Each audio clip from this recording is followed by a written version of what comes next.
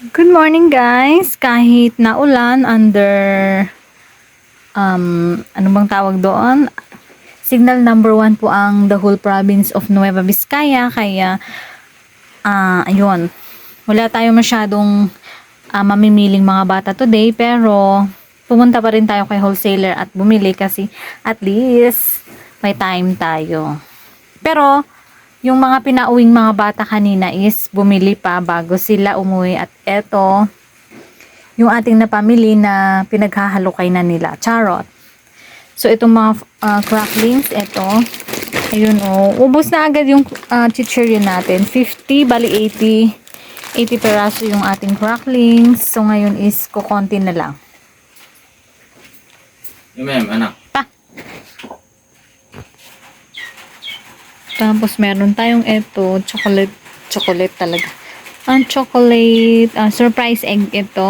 So, bibenta natin ng tig 5 pesos. Request ito ng mga bata kasi ito yung chocolate yung nasa half at laruan yung nasa half. Ito chocolate ito na may bread bin and then ito yung laruan. So ayan, ito yung order ng mga bata. Ewan ko ba kung bakit gusto nila yan, char. So ayan, kumuha na naman ako.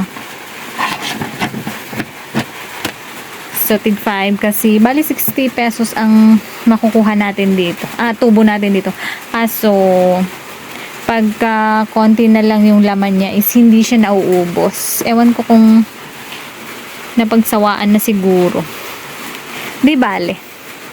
Tapos, ayan, bumili din tayo ng cream bar strawberry. Ito yung ice cream. Gusto din ito ng mga bata. Tig 5, 7 pesos pala bentahan ko. Sorry kung mahal sa akin. Char. Mabigat kaya. Tsaka nag-aarkila tayo ng motor. Pero ngayon is hindi ako nag-aarkila kasi may klase yung grade 8 ata yun. Hindi. Grade 10 na yata yun. Kaya pumunta siya ng school. So, ito, kumuha tayo ng sunflower seeds. Tig 6 pesos ito. Tapos, kumuha din tayo ng mga chocolate candy. Ito mga bubble gums. So, 8 bubble joe ang in-order ko kasi kahit ayaw ng mga nanay na bumili yung mga bata ng mga ganito, gumagawa pa din ng paraan yung mga bata para makabili, diba? Pasaway din ako. Sorry po.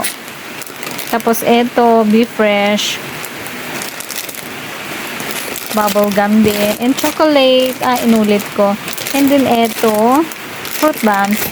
Akala ng mga nanay is bubble gum ito. Pero sabi ko, hindi po bubble gum yan. Beans, ang tawag ng mga bata is beans. Kasi yung parang buton niya is, ayun colored. Tapos, kumuha din tayo ng nata. Request din ito ng mga bata kasi matagal akong hindi nagbenta ng nata. And sabi nila, kumuha na rin ako kasi nahihirapan daw silang bumaba. Kasi ako lang yung malapit sa school. So, tingnan natin yung style lang. Binuksan ko na para, ganun pa din. So, i-freezer na lang natin. I-freezer na lang natin kahit nag-uulan kasi malamang pagkatapos naman ng bagyo is aaraw yan. Sigurado talaga. Tapos, kumuha din tayo ng mga dilata. 10 piraso na green sardines and 10 piraso na red sardines. So, sardines is life lalo ngayon na dagulan. Tapos, kumuha tayo ng 1 dosena na tang grape. Grape pala. And then, bawas na yan kasi binili ng mga bata. And, itong dalawa lang na organic mantika. Pero, hindi naman talaga to organic. Kala lang niya organic. Charot. So, ito yung ating nabili na worth 2,000. Ayun. 2,929. So, nagka-balance tayo ng 500. Pero nung is binigay ko na din to kanina nung dinampot talaga. Nung pinuntahan ko yung si wholesaler para kuhanin itong karton kasi yung kukuha dapat kahapon ng ating box is wala pa raw si wholesaler nung pumunta siya. So, hindi sila nagtagpo and kaninang umaga ko lang na pinuntahan. And ako na ang nagbit-bit. Pero may naiiwan pa tayo doon na 3 box ng jungle juice. So, ayun lang. And thank you! Ingat po tayong lahat.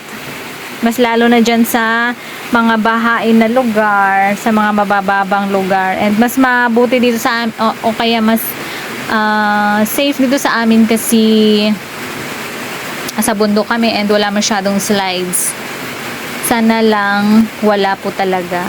So yun lang, this is Veron B, ang Igorodang Tindera from Nueva Vizcaya at naniniwala sa kasabihang panatiling nakatapak ang paa sa lupa para hindi ka matumba. Bye-bye po. Ingat-ingat po ang lahat.